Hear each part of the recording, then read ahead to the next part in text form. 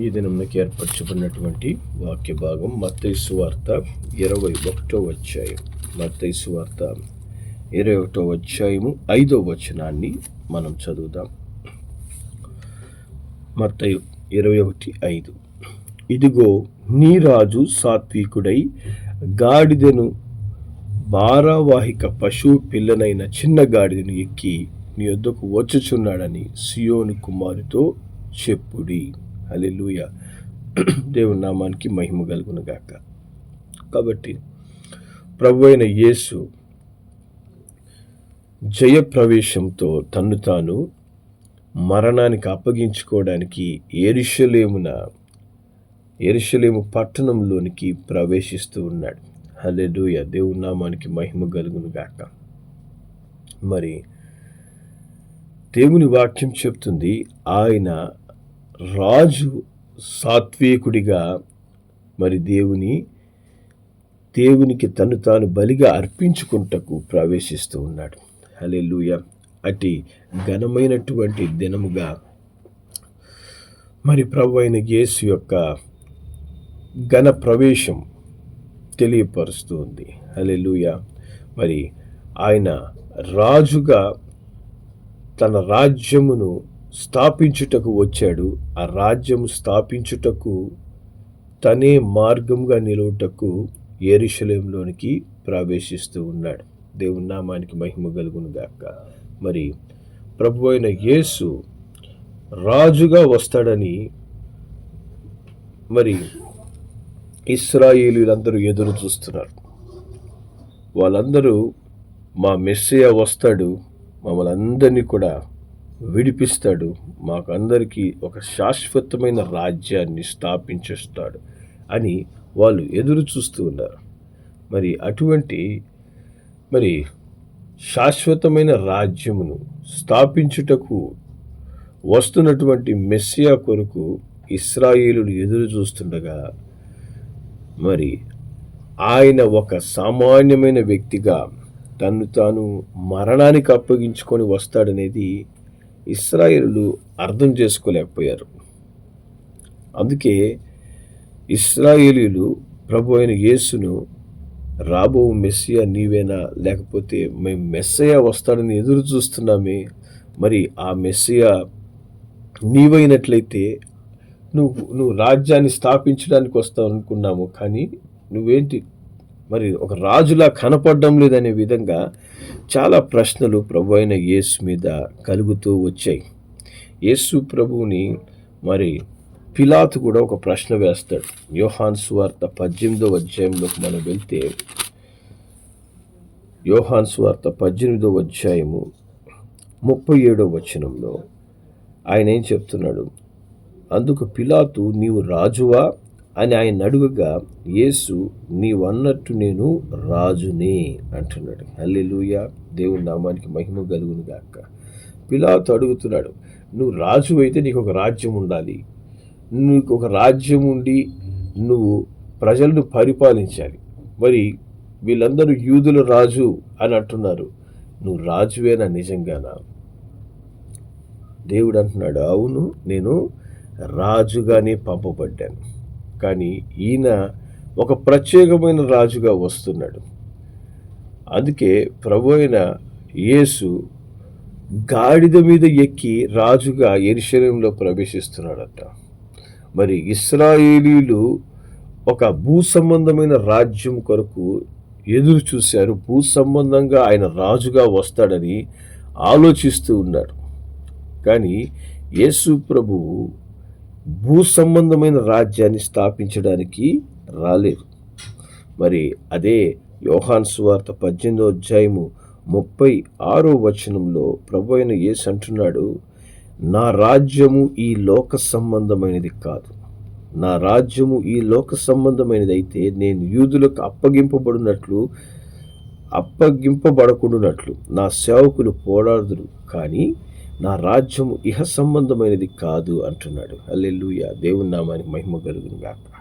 కాబట్టి ప్రభు అయిన యేసు రాజులకు రాజుగా, ప్రభువులకు ప్రభువుగా, మరణము లేని దేవునిగా, యెరూషలేములో ప్రవేశిస్తుండేది భూ సంబంధమైన రాజ్యాన్ని స్థాపించడానికి కాదు అంటూ పిలాతుతో ఆయన చెప్తున్నాడు. భూ సంబంధమైన రాజ్యాన్ని స్థాపించడానికి నేను రాలేదు, ఈ లోక సంబంధమైన రాజ్యాలకి నా రాజ్యంతో సంబంధం లేదు అని ఆయన సెలవిస్తూ ఉన్నాడు. దేవుని నామానికి మహిమ కలుగును గాక. ఆయన రాజ్యము శాశ్వతంగా స్థిరపరచడానికి, శాశ్వతంగా ఏర్పాటు చేయడానికి వచ్చిన దేవుడు ప్రభువైన యేసుక్రీస్తు. ఆ శాశ్వతమైన రాజ్యము ఇప్పుడు ఎక్కడ ఉంది అంటే, ప్రభువైన యేసు యందు విశ్వాసం ఉంచిన ప్రతి ఒక్కరిని ఆయన రాజ్య సంబంధులుగా ఆయన చేస్తూ ఉన్నాడు. హల్లెలూయా. మరి దేవుని వాక్యం చెప్తుంది, కొలస్సీలు రాసిన పత్రిక 1వ అధ్యాయం, కొలస్సీలు రాసిన పత్రిక 1వ అధ్యాయం 13వ వాక్యాన్ని మనం చదువుదాం.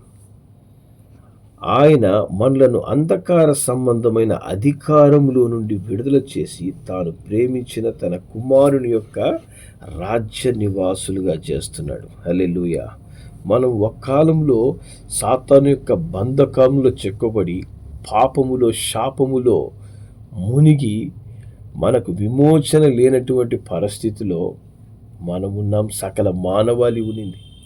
ఈ సకల మానవాళి యొక్క విడుదల కొరకు, రక్షణ కొరకు ప్రభువైన యేసు యెరూషలేములో తను తాను అప్పగించుకోవడానికి లోక పాపములను మోసుకుపోవు దేవుని గొర్రెపిల్లగా ఆయన ప్రవేశిస్తున్నాడు.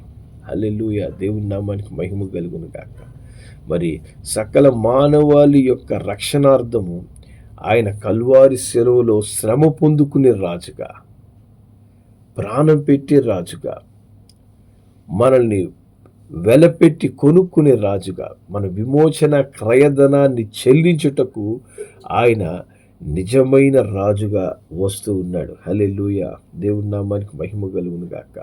అట్టి ఘనమైన ప్రవేశాన్ని మరి అనేక మంది అర్థం చేసుకోలేకపోయారు. ముఖ్యంగా ఇశ్రాయేలులు అర్థం చేసుకోలేకపోయారు. యూదులకు అర్థం కాలేదు కాబట్టి ఈయన మెస్సియాని గ్రహించక ఆయనను సిలువకు అప్పగిస్తున్నాడు, మరణానికి అప్పగిస్తున్నారు. కానీ ప్రభు అయిన యేసు ఏది చేయాలని ఆలోచించి ప్రభు ఆయన్ని పంపించారో, మరి దేవుడు, తండ్రి అయిన దేవుడు ఆయన్ని పంపించాడో, ఆ చిత్తము నెరవేర్చుటకు ఆయన యెరూషలేములో ప్రవేశించాడు. హల్లెలూయా. మరి ఆ ప్రవేశము నిమిత్తమే రేపటి దినమున ప్రపంచవ్యాప్తంగా మట్టలాదివారం అంటూ ఘనమైన రీతిలో దేవుని స్తుతిస్తూ ఘనపరుస్తూ ఉంటారు. హల్లెలూయా. మరి ఆ యెరూషలేము యొక్క ప్రవేశము మన యొక్క విమోచన కారణమైంది, మన రక్షణ కారణమైంది. ఆయన యెరూషలేముకు తను తాను బలిగా అర్పించుకోవడానికి ప్రవేశించిన రాజై ఉన్నాడు. హల్లెలూయా. దేవుని నామానికి మహిమ కలుగును గాక. మరి ఆయన ప్రాణం పెట్టడానికి వచ్చిన రాజు, ప్రాణం తీయడానికి వచ్చిన రాజుగా, మనందరి నిమిత్తం ఆయన ప్రాణం పెట్టడానికి యెరూషలేములో రాజుల రాజుగా, ప్రభువుల ప్రభువుగా ప్రవేశిస్తున్నాడు. హల్లెలూయా. అట్టి రాజు మనము ఆరాధించుటకు యోగ్యుడైన రాజు, మనం పూజించుటకు యోగ్యుడైన రాజు. రాజు అనే పదానికి నిజమైన అర్థాన్ని చూపించిన వాడు ప్రభువైన యేసుక్రీస్తు. రాజు అనగా ఆధిపత్యం చెలాయించడం, రాజు అనగా అణగదొక్కడం, రాజు అనగా అందరినీ బానిసలుగా చూడడం అనే అర్థాన్ని యేసయ్య మార్చివేసి, రాజు అనగా అందరి నిమిత్తము బలిగా తనే మరణించడం, తన రాజ్యం నుంచి దూరమైనటువంటి ప్రజలందరినీ తన యొద్దకు చేర్చుకొనుటకు ఆయనే సకల మానవాళి యొక్క పాపమును, మరి దేవునికి మనిషికి మధ్య అడ్డుగా ఉన్నటువంటి ఆ అడ్డుబండను తొలగించుటకు ఆయన సిలువ మరణాన్ని స్వీకరించుట ద్వారా, సిలువ మరణాన్ని స్వీకరించి ఆ దేవునికి మనకు అడ్డుగా ఉన్నటువంటి పాపమును శాపమును శిలువ మీద కొట్టివేస్తున్నాడు. హల్లెలూయా. దేవుని నామానికి మహిమ కలుగును గాక. మరి అట్టి శాపము నుంచి నిన్ను నన్ను విమోచించుటకు ఆయన కల్వారి శిలువలో తను తాను బలిగా అప్పగించుకొనుటకు మరి ఘనమైన ప్రవేశాన్ని యెరూషలేములోనికి ప్రవేశిస్తున్నాడు. మరి ప్రకటన గ్రంథం 1వ అధ్యాయము 6వ దేవుని వాక్యము ఇలా చెప్తుంది. ప్రకటన 1:6, మనలను ప్రేమించుచు తన రక్తం వలన మన పాపముల నుండి మనలను విడిపించిన వానికి మహిమయు ప్రభావమును యుగ యుగములు కలుగునుగాక. ఆమేన్. ఆయన మనలను తన తండ్రియగు దేవునికి ఒక రాజ్యముగాను యాజకులుగాను చేసెను. హల్లెలూయా. దేవుని నామానికి మహిమ కలుగునుగాక. కాబట్టి ఆయన మనలను ప్రేమించుచు తన రక్తం వలన మన పాపములను కడిగి వేయడానికి ఆయన ప్రవేశించాడంట. హల్లెలూయా. మరి విడిపించిన వానికి, పాపం నుండి మనల్ని విడిపించిన వానికి అనే దానికి కింద వివరణ ఏముంటుందంటే, కడిగిన వానికి. ఆయన తన రక్తంతో కడిగాడు. హల్లెలూయా. ఎంతమంది నన్ను ఆయన తన రక్తంతో కడిగాడని విశ్వసిస్తున్నారు? ఎంతమంది ఆ కడిగిన అనుభవాన్ని మీరు అనుభవిస్తున్నారు? ఎవరైతే నిజంగా యేసు తన రక్తముతో నా పాపమును కడిగాడు అని విశ్వసించిన వాడే నిజమైన మారు మనసు పొందినటువంటి దేవుని రాజ్య నివాసి అయిన క్రైస్తవుడు. నీకు అట్టి రక్తముతో కడగబడిన అనుభవం, యేసు రక్తముతో నీ పాపమును కడిగిన అనుభవం ఇంకా నువ్వు అనుభవించలేదంటే అట్టి అనుభవం కొరకు నువ్వు ప్రార్థన చేయాలి. అట్టి అనుభవమే నిజమైన మారు మనస్సుకు, రాజులకు రాజు అయినటువంటి ప్రభువుకు లోబడే అనుభవాన్ని నీకు తీసుకొస్తుంది. అనేక మంది అట్టి అనుభవాన్ని అనుభవించనందువల్లే దేవుని రాజ్యముగా వారు జీవించలేకపోతున్నారు. సగము లోకపు రాజ్యంలో, సగము దేవుని రాజ్య నివాసుల్లాగా ప్రవర్తిస్తుంటారు. దేవుడు అంటున్నాడు, నిన్ను ప్రేమించి తన రక్తముతో ఆయన నిన్ను కడిగి వేశాడంట. రక్తముతో కడుగుతున్నాడు. హల్లెలూయా. నీటితోనో పాలతోనో ఆయన కడగలేదు. రక్తముతో నిన్ను కడిగి తన రాజ్యముగా చేసుకున్నాడు. హల్లెలూయా. అట్టి ప్రభువుకి మరి మహిమ, ఘనత, ప్రభావము యుగ యుగములు మనం చెల్లించాల్సిన వారమై ఉన్నాం. హల్లెలూయా. దేవుని నామానికి మహిమ కలుగును గాక. రాజు అయినటువంటి ఆయన మన పాపములు మోసుకోవడానికి, ఆయన మౌనిగా తను తాను అప్పగించుకోవడానికి యెరూషలేములో ప్రవేశిస్తున్నాడు. హల్లెలూయా. మరి యెషయా గ్రంథం 53వ అధ్యాయంలో దేవుని వాక్యం చెప్తుంది. 5వ వచనం మనం చదువుదాం. యెషయా 53:5, మన అతిక్రమం క్రియలను బట్టి అతడు గాయపరచబడెను, మన దోషములు బట్టి నలగొట్టబడెను, మన సమాధానార్థమైన శిక్ష అతని మీద పడెను, అతడు పొందిన దెబ్బల చేత మనకు స్వస్థత. హల్లెలూయా. కాబట్టి మన సమాధానార్థమైన శిక్షను ఆయన భరించుటకు ఆయన మౌనంగా తను తాను అప్పగించుకోవడానికి యెరూషలేములో ప్రవేశిస్తున్నాడు. దేవుని నామానికి మహిమ కలుగును గాక. మరి అట్టి అన్యాయపు తీర్పు ఆయన పొందుకోవడానికి యెరూషలేములో ప్రవేశిస్తున్నాడు. నీ రాజు యెరూషలేములో ప్రవేశిస్తున్నాడనే సంతోషం నీ హృదయంలో ఉందా? అనేక మంది పాపపు, శాపపు కట్లు, బంధకాలు తెంపడానికి ఆయన యెరూషలేములో ప్రవేశిస్తున్నాడని నువ్వు ఆయన్ని నిజముగా స్తుతించిన దినం ఉందా నీ జీవితంలో? ఆయన నా కోసం యెరూషలేములోనికి ప్రవేశించాడని నిజమైన ఆనందం హృదయంలో ఉందా? ఏదో మట్ల ఆదివారం వచ్చిందని చాలామంది ఏం చేస్తుంటారు, కొన్ని ఈత మట్టలు తీసుకొచ్చి వారు పూలను పెట్టి అటు ఇటు పాటలు పాడుకుంటూ తిరుగుతూ ఏదో ఆచారబద్ధమైనటువంటి మరి ఏదో పండగ చేస్తున్నట్టు చేస్తుంటారు. నీ ఆత్మ రక్షించబడ్డ మొట్టమొదట దేవుడు కోరుకునేది నీ హృదయము మారు మనసు పొంది అట్టి నిజమైనటువంటి స్తుతి మట్టలాదివారంలో నువ్వు చేయాలి. లేకపోతే ఆ దినమున ఇశ్రాయేలీలు కూడా యేసు ప్రభువుకి జయము జయము అంటూ ప్రకటించిన అదే నోర్లు యేసు ప్రభుని సిలువై సిలువై సిలువై అని చెప్పని ఆయన సిలువకు కొట్టారు. ఎందుకంటే ఆయనను వారు వారి రాజుగా గ్రహించలేకపోయాడు. ఈ దినమున అనేక మంది క్రైస్తవులు ఆయనను రక్షకుడిగా గ్రహించలేకపోతున్నారు. ఏదో ఆచారం, పండగ వచ్చింది, మట్లాదివారం వచ్చింది, మేము మట్టలు పట్టుకొని ఊపాము, తర్వాత మట్టలు పడేసేసి ఇళ్ళకు పోయాము.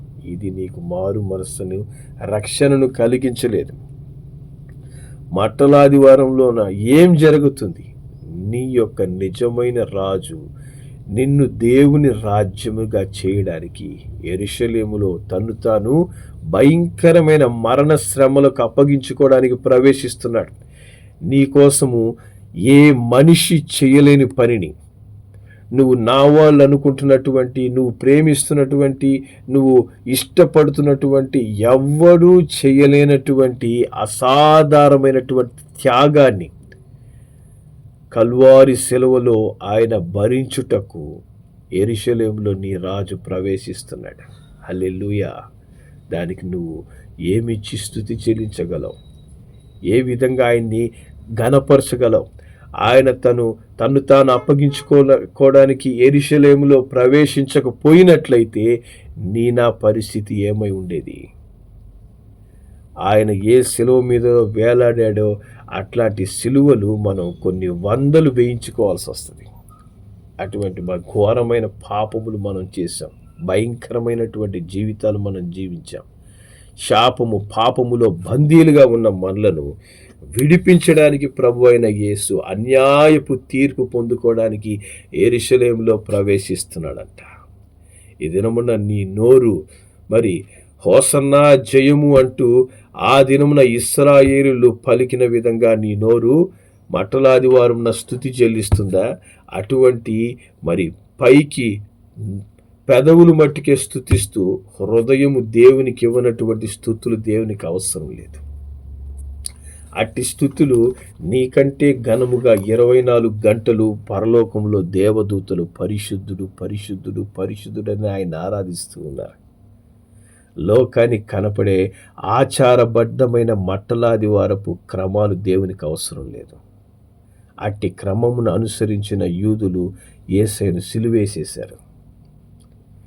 మనము ఈ మట్టలాదివారపు దినమున మన హృదయాన్ని దేవునికి సమర్పించి యెరూషలేములో ప్రవేశించిన యేసుని నీ హృదయములోనికి ప్రవేశించే విధంగా నీ రాజుగా నువ్వు చేర్చుకోగలిగితే అప్పుడు నిజమైన స్తుతి మన హృదయములో నుంచి బయటకు వస్తుంది. హృదయ అంతరంగములో నుంచి కన్నీటితో నిన్ను నీవు దేవునికి సమర్పించుకుంటూ దేవుని స్తుతిస్తావు. అట్టి వ్యక్తి మరలా దేవుని సిలువయ్యడు, మరలా ప్రభు అయిన యేసుని సిలువకు అప్పగించడు. అట్టి అప్పగించే వాడిగా ఉండక యేసుని హృదయములో చేర్చుకుంటాడు. హెబ్రీయులకు రాసిన పత్రిక 6వ అధ్యాయము, హెబ్రీయులకు రాసిన పత్రిక 6వ అధ్యాయము 5-6 వచనముల్లో దేవుని వాక్యము ఈ విధంగా చెప్తుంది. దేవుని దివ్య వాక్యమును రాబోవు యుగ సంబంధమైన శక్తుల ప్రభావమును అనుభవించిన తరువాత తప్పిపోయిన వారు తమ విషయంలో దేవుని కుమారుని మరలా సిలువ వేయుచు బాహాటముగా ఆయనను అవమానపరుచుచున్నారు. కనుక మారు మనసు పొందినట్లు అట్టి వారిని మరలా నూతన పరచుట అసాధ్యం.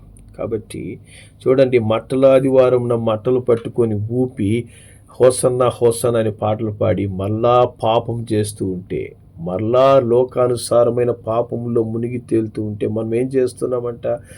దేవుని కుమారుని మరలా సిలువేస్తున్నాం. పాపం చేసిన ప్రతిసారి, పాపపు ఆలోచన వచ్చిన ప్రతిసారి ఆయన సిలువేయి అని మనం తిరిగి ఆయన సిలువేస్తున్నాం. జాగ్రత్త. అట్టి క్రియలు నువ్వు చేస్తున్నట్లయితే ఈరోజే మనం మార్చుకొని పరిశుద్ధపరచుకొని యేసు ప్రభు యెరూషలేములో ప్రవేశించడానికి ఏ విధంగా 33.5 సంవత్సరము తన్ను తాను సిద్ధపరుచుకున్నాడు, పరిశుద్ధంగా జీవించాడు. మనవలే ఆయన శోధించబడిన పాపము లేనివాడిగా, మచ్చలేని గొర్రెపిల్లగా తన్ను తాను బలిగా అర్పించుకోవడానికి యెరూషలేములో ఎట్లా ప్రవేశించాడో అదేవిధంగా నిన్ను నీవు మచ్చలేని పరిశుద్ధమైన వ్యక్తిగా మార్చబడ్డానికి ఆయన తన రక్తముతో నిన్ను కడగడానికి సిద్ధంగా ఉన్నాడు. ఆ రక్తము ద్వారా నిన్ను నీవు పరిశుద్ధపరచుకో. నీ హృదయాన్ని పరిశుద్ధపరచు. యెరూషలేములో ప్రవేశించునే ఆ యేసుని నీ హృదయంలోనికి చేర్చుకో, హృదయంలోనికి ఆహ్వానించు. ఈరోజు యేసయ్యా నా హృదయంలోకి రానైనా. యెరూషలేములో ప్రవేశించిన యేసు నా హృదయంలో జీవించాలి సదాకాలం. ఎందుకంటే ఆ యెరూషలేములో నా కోసం తన్ను తాను నా పాపముల నిమిత్తం ప్రాణం పెట్టిన దేవుడు ఆయన. హల్లెలూయా. ఆ దినమున యూదుల వలె జయము జయము అని చెప్పిన అదే నోర్లు సిలువ వేయి సిలువ వేయి అని యేసుని సిలువకు అప్పగించిన జీవితాలు నేను జీవించనయ్యా. నాకు ఒక మారు మనసు ఇవ్వండి, నాకు ఒక రక్షణ అనుభవం ఇవ్వండి. నన్ను అంధకార సంబంధమైన అధికారం నుంచి విడుదల చేసి దేవుని రాజ్యముగా నన్ను మార్చిన ఆ నా రాజును నేను స్తుతించాలి, హృదయపూర్వకంగా ఆయన ఆరాధించాలి. కాబట్టి ఒక నిర్ణయం తీసుకో. ఆచారబద్ధమైనటువంటి మట్టల ఆదివారాన్ని నేను ఆచరించడం కాదు, నా హృదయాన్ని తెరిచి యేసయ్యను నా హృదయంలోనికి చేర్చుకునే మట్టల ఆదివారం. జయ ప్రవేశం ఆయన నీ హృదయంలోనికి ప్రవేశించాలి, ఆయన నీ జీవితంలో ప్రవేశించాలి.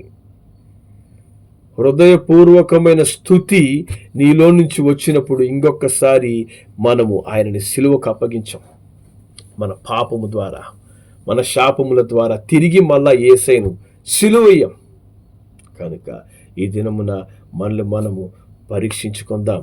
ఆయన సాత్వికమైనటువంటి రాజుల రాజుగా తన్ను తాను నేల మట్టుకు తగ్గించుకొని మరణము పొందినంతగా విధేయత చూపించి నీ కొరకు ప్రాణం పెట్టడానికి యెరూషలేములో ప్రవేశిస్తున్నాడు. హల్లెలూయా.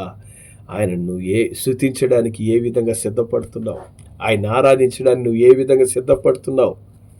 ఎటువంటి సిద్ధపాటు నీకుంది? ఊరికే పేరుకి మనము యేసయ్య నా కోసం ప్రాణం పెట్టాడు, యేసయ్య నా దేవుడు అని చెప్పుకుంటున్నావా? నీ హృదయంలో యేసయ్య లేడు. నీ హృదయంలో యేసయ్య ఉన్నప్పుడే అది నిజమైనటువంటి స్తుతి ఆరాధన. లోక సంబంధమైన ఆచారాలు ఆయనకి ఇష్టం లేదు. ఆయన కావలసింది మన హృదయంలో ఆయన జయప్రవేశం. హల్లెలూయా.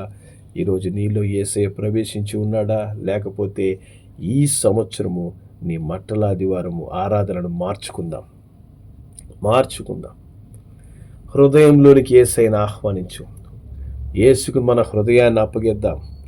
నీ కొరకు తను మరణించడానికి యెరూషలేములో ప్రవేశిస్తున్నాడు. హల్లెలూయా. ప్రార్థన చేద్దాం. ప్రేమగల మా తండ్రి, పరిశుద్ధుడా, నీకు వందనాలయ్యా.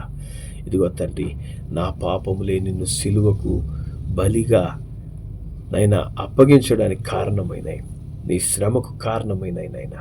మరి తండ్రి, ఈ దినమున యెరూషలేములోనికి మీరు ప్రవేశించబోతున్నారు.